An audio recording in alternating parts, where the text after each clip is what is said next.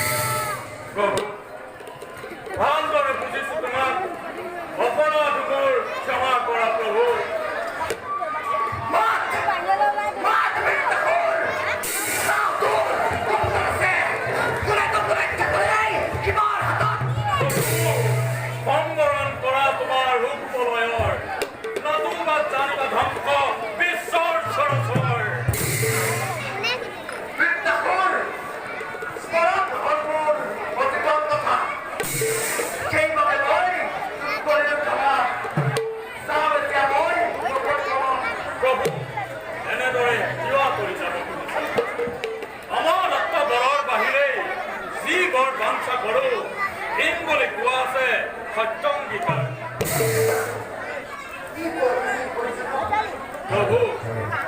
সৰাচৰ জগতৰ সকলো জীৱই পৰাজয় স্বীকাৰ কৰে যেন মোৰ হাতত ঘূৰণ ঘূৰণ গজন গমন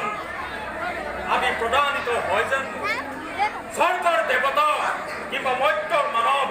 পাতালৰ বাকু কিয় যেন ভয়ত কম্পমান হয় মোৰ সত্য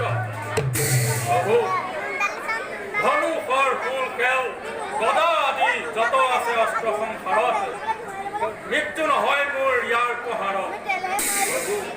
এই বৰদান মোক কৰা প্ৰদান